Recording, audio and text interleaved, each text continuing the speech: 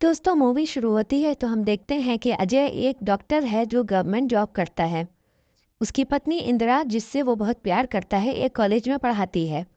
एक दिन वो कॉलेज जाती है तो देखती है कि अजय के पुराने दोस्त विशाल की पत्नी नीलू जो उसी कॉलेज में पढ़ाती थी वो रो रही है। उसके बाद ये सीन कट हो जाता है। फिर हम देखते हैं कि अजय और इंदिरा विशाल से मिलने उसके घर गए हैं। अब हमको ये पता चलता है कि विशाल और नीलू की शादी को कुछ साल गुजर गए थे और नीलू अभी तक प्रेग्नेंट नहीं हुई थी। इसलिए विशाल घर वालों के दबाव में आकर नीलू को छोड़ रहा था ताकि वो दूसरी शादी कर सके। फिर इस बात को लेकर अजय और विशाल में काफी बहस होती है और हाथापाई की नौबत आ जाती है। उस रात अजय इंदिरा से कहता है कि वो इस तरह के कपल्स की मदद करना चाहता है जहां पर नॉर्मल तरीके से प्रेगनेंसी नहीं हो पा रही थी और वो आईवीएफ के थ्रू ऐसे लोगों की हेल्प कर सकता था। इसके बाद इंदिरा उसके हाथ पर फ्रेंडशिप बैंड बांधती है और सीन चेंज हो जाता है। अब हमको पता चलता है कि यह किस्सा 40 साल पुराना था और अब अजय काफ़ी बूढ़ा हो चुका था।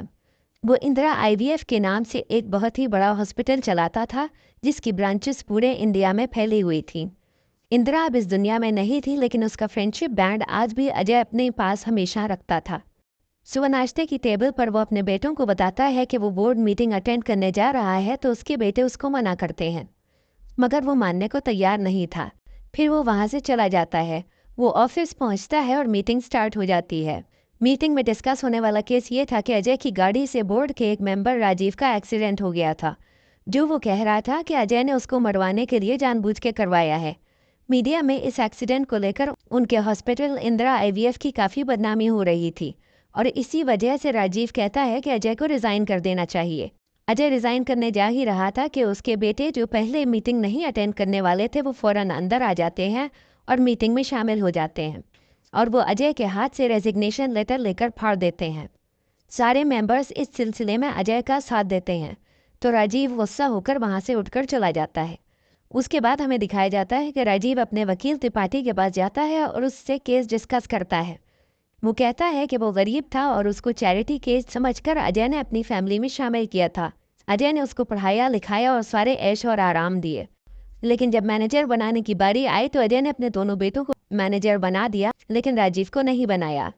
इसलिए उसने फैसला किया कि वो अजय और उसके बेटों से कंपनी ही छीन लेगा। उधर दूसरी तरफ अजय अपनी वकील मीनाक्षी के पास जाता है। यहाँ पर हमें पता चलता है कि एक्सीडेंट कुछ इस तरह हुआ था कि राजीव इंदिरा आईवीएफ से घर जा रहा था कि एक लॉरी ने उसकी गाड़ी को टक्कर मारी जिसमें राजीव और उसका ड्राइवर दोनों जख्मी हो गए थे। राजीव को तो ज़्यादा चोट नहीं आई लेकिन ड्राइवर बहुत ज़्यादा सीरियस हालत में हॉस्पिटल में एडमिट था।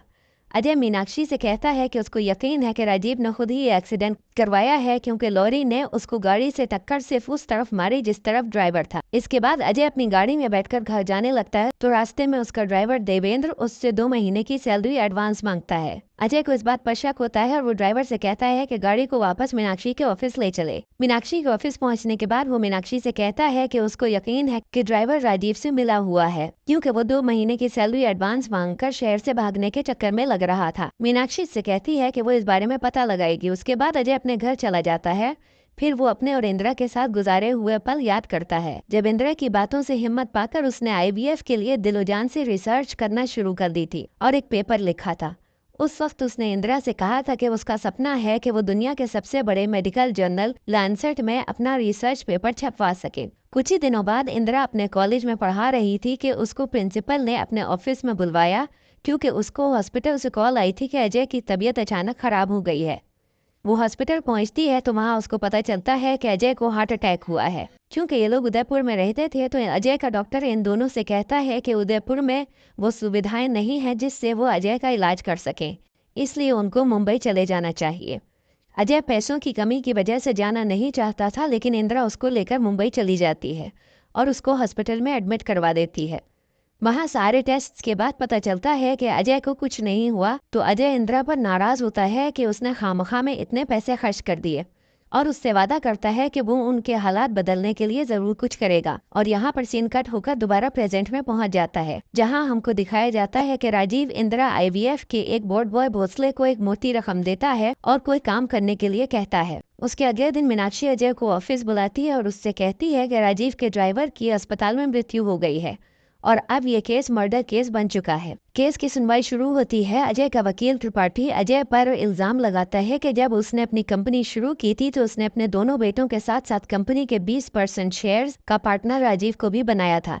लेकिन अब जब वो हिस्सा करोड़ों का बन चुका था तो उसने उस हिस्से को वापस हासिल करने के लिए राजीव को रास्ते से हटाने के लिए ये एक्सीडेंट करवाया, जिसमें राजीव तो बच गया लेकिन बेचारा उसका ड्राइवर मारा गया। इसके बाद हम दोबारा एक फ्लैशबैक देखते हैं जब अजय खुशी खुशी इंदिरा के कॉलेज पहुंचा था और उसको खुशखबरी दी थी कि उसका आर्टिकल लॉन्सेट में छप चुका है। उसके बाद अजय फैसला करता है कि वो नौकरी छोड़ देगा और अपना फर्टिलिटी क्लिनिक खोलेगा। उसकी इस बात से उसके दोस्त और उसके पिता सभी नाराज होते हैं और उसको समझाने की कोशिश करते हैं कि उसकी लगी बंदी नौकरी को उसको नहीं छोड़ना चाहिए, लेकिन इंदिरा पूरी तरह से उसका साथ देती है। फिर Ajay Indira IVF fertility clinic के नाम से अपना एक क्लिनिक खोल लेता है। सीन दोबारा से प्रेजेंट में आ जाता है। मीनाक्षी अजय से मिलने उसके ऑफिस जाती है और उसको बताती है कि अजय का शक सही था और उसका ड्राइवर देवेंद्र राजीव से मिला हुआ है और वो अजय के खिलाफ कोर्ट में गवाही देने वाला है। केस की अगली सुनवाई में त्रिपाठी इंदिरा IVF के एक पुराने ड्राइवर श्याम को बुलवाता है, जो कोर्ट में सबके सामने ये गवाही देता है कि अजय ने उसको फोन किया था और राजीव का एक्सीडेंट करने के लिए 10 लाख रुपए दिए थे और एक लॉरी दी थी। उसके बाद त्रिपाठी गवाही देने के लिए अजय के ड्राइवर देवेंद्र को बुलाता है, जो ये बयान देता है कि एक्सीडेंट से 2 दिन पहले अजय बॉम्बे से नासिक अपने हॉस्पिटल की ओपनिंग के लिए गया था, तो वहाँ 12 से 1 बजे तक वो ओपनिंग अटेंड करता रहा। उसके बाद वो वहाँ से कनकपुरम चला गया, जहाँ पर उसने फ़ोन पर श्याम से बात की थी और उसको राजीव से मारने की सुपारी दी थी। वो कहता है कि उसने गाड़ी में उन दोनों की फ़ोन पर बातें सुनी थी।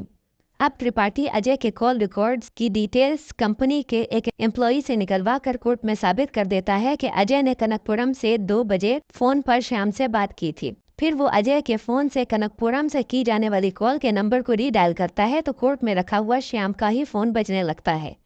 इससे त्रिपाठी यह साबित कर देता है कि अजय ने श्याम को पैसे खिलाए ताकि वो राजीव का एक्सीडेंट करवा सके। कोर्ट से वापस आने के बाद अजय याद करता है कि शुरू में क्लिनिक जब कामयाब नहीं हो पा रहा था तो इस वजह से वो काफ़ी परेशान रहने लगा था, लेकिन इंदिरा ने मुसलसल उसका साथ दिया था और उसकी हिम्मत बढ़ाती रही थी। प्रॉब्लम ये थी कि IVF के बारे में ज़्यादातर लोग नहीं जानते थे, तो अजय और इंदिरा दोनों मिलकर ये फैसला करते हैं कि वो शहर शहर जाकर लोगों को उसके बारे में बताएंगे और इस तरह लोगों की अवेयरनेस बढ़ेगी तो ज़्यादा से ज़्यादा लोग उसकी तरफ आएंगे। और फिर ये दोनों यही करते हैं। कुछ महीने में अजय की पॉपुलैरिटी बहुत ज़्यादा बढ़ने लगती है और लोग बड़ी तादाद में उसको सुनने के लिए आना शुरू हो जाते हैं। धीरे धीरे उनके हालात बदलना शुरू होते हैं और यहाँ पर फ्लैशबैक ख़त्म हो जाता है।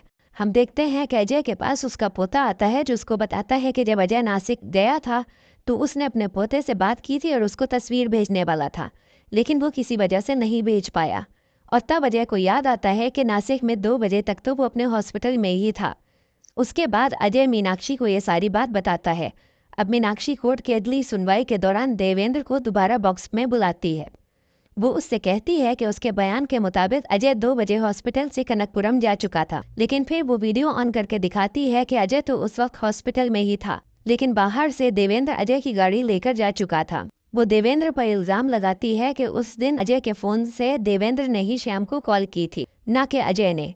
यहाँ पर हमको एक और फ्लैशबैक दिखाया जाता है। जब अजय लगातार तरक्की पर तरक्की कर रहा था तो उसका पुराना चौकीदार अपने बेटे राजीव को लेकर आया था और उसने उसको अजय के हवाले करते हुए कहा था कि वो उसको कुछ बना दे, तो अजय ने उसकी बात मान ली थी और अपने दोनों बेटों के साथ उसकी भी परवरिश करना शुरू कर दी थी। इसके बाद हम देखते हैं कि प्रेजेंट में कोर्ट में त्रिपाठी राजीव के पिता को गवाही के लिए बुलाता है। वो समझ रहा था कि राजीव का पिता अपने बेटे के लिए गवाही देगा, लेकिन राजीव का पिता कोर्ट में आकर अपने ही बेटे को कोसना शुरू कर देता है और अजय से कहता है कि उसका बेटा सांप है जिसने अजय जैसे महान आदमी के ऊपर झूठा इल्जाम लगाया। राजीव का वकील फौरन ही अगली तारीख ले लेता है। उस रात राजीव त्रिपाठी से कहता है कि उसने अजय को फंसाने के लिए पूरा इंतजाम कर लिया है। अगले दिन कोर्ट में सुलेमान शेख नाम का एक आदमी आकर ये गवाही देता है कि जिस लॉरी से राजीव की गाड़ी का एक्सीडेंट करवाया गया था वो लॉरी अजय ने खुद आकर सुलेमान से खरीदी थी। उसके बाद त्रिपाठी सुलेमान से लॉरी के सामने खड़े होकर बात करते हुए अजय की वीडियो कोर्ट में दिखाता है।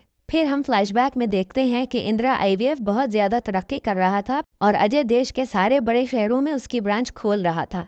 एक दिन अचानक ही इंदिरा की तबीयत खराब होती है और उसको खून की उल्टियाँ आना शुरू हो जाती हैं। अजय उसको लेकर हॉस्पिटल जाता है तो वहाँ उसको पता चलता है कि इंदिरा को लास्ट स्टेज का स्टमक कैंसर था। अजय उसको हॉस्पिटल में एडमिट करवा देता है और वो उसका बहुत ज़्यादा ख्याल रखना शुरू कर देता है। लेकिन इंदिरा की हालत दिन ब दिन खराब होती चली जा रही थी। ऐसे ही हालात में एक दिन इंदिरा अजय की जेब में जहर की शीशी देख लेती है, तो वो उससे वादा लेती है कि वो कभी सुसाइड के बारे में नहीं सोचेगा, बल्कि हिम्मत न हारेगा और जिंदा रहेगा और अपने मिशन को आगे बढ़ाता रहेगा। अजय इंदिरा के सर पर हाथ रख कर कसम खाता है कि वो इंदिरा IVF के थ्रू इंदिरा को हमेशा जिंदा रखेगा। उसके कुछ दिन बाद इंदिरा मर जाती है और अजय उसका अंतिम संस्कार कर देता है। उसके बाद हमको प्रेजेंट में दिखाया जाता है कि अजय अपने हॉस्पिटल के गार्डन में बैठा है कि अचानक उसको कुछ ख्याल आता है और वो मीनाक्षी के पास जाता है। अगले दिन कोर्ट में मीनाक्षी कोर्ट से इजाज़त लेती है कि पोस्टमार्टम करने वाले डॉक्टर से अजय खुद ही कुछ सवाल पूछ सके। कोर्ट इजाज़त देता है तो अजय डॉक्टर से सवाल पूछना शुरू करता है। उसके सवालों के जवाब में डॉक्टर कोर्ट को बताता है कि उसकी पोस्टमार्टम रिपोर्ट बदल दी गई थी, क्योंकि ड्राइवर तो एक्सीडेंट से मरा ही नहीं था, बल्कि उसका खून करवाया गया था, क्योंकि उसकी बॉडी में एड्रेनलिन नाम का केमिकल बहुत ज़्यादा क्वांटिटी में पाया गया था। जो वो कहता है कि ड्राइवर को किसी ने उसकी बहुत हाई डोज दी थी, जिसकी वजह से उसका दिल उसकी बॉडी के अंदर ही फट गया और उससे उसकी मौत हुई थी। उसके बाद अजय हॉस्पिटल के वार्ड बॉय भोसले को कोर्ट में बुलवाता है और उसको वो CCTV फुटेज दिखाता है जिसमें भोसले ड्राइवर के कमरे में चुपके से गया था और उसके बाद वहां से निकलकर भाग गया था। भोसले के जाने के फौरन बाद हॉस्पिटल में खतरे के अलार्म बजने लगे थे, जिसकी वजह से हॉस्पिटल का स्टाफ ड्राइवर के कमरे की तरफ भागा था, लेकिन तब तक भोसले वहां से चुपके से निकलकर जा चुका था। अजय उससे कहता है कि उसके पास ये चॉइस है कि या तो वो अब ड्राइवर का खून करना कबूल कर ले या वो ये बता दे कि उसको इस काम के किसने पैसे दिए थे। तो भोसले डर जाता है और फौरन ही अपना जुर्म कबूल कर लेता है और कोर्ट को बता देता है कि उसको ये सब करने के पैसे राजीव ने दिए थे। उसके बाद मीनाक्षी सुलेमान शेख को दोबारा से कटहरे में बुलाती है। वो कोर्ट को बताती है कि सुलेमान के गैराज के बिल्कुल सामने एक बैंक है जिसमें एक कैमरा लगा है और वो उसकी वीडियो कोर्ट को दिखाती है, जिसमें सुलेमान के गैराज में अजय के साथ साथ राजीव भी गया था और वो सुलेमान पर इल्ज़ाम लगाती है कि उसने कोर्ट से झूठ बोला और ये बात नहीं बताई कि उसका सौदा अजय से नहीं बल्कि राजीव से हुआ था। ये सब देखकर सुलेमान डर जाता है और कोर्ट को बता देता है कि राजीव ने उसको पैसे दिए थे और कहा था कि वो अजय को उसके गैराज में लेकर आएगा, तो वो बातों में लगाकर अजय को लॉरी दिखाने लेकर जाए और उसकी वीडियो बना ले, ताकि कोर्ट में ये साबित हो सके कि लॉरी को खरीदने अजय आया था।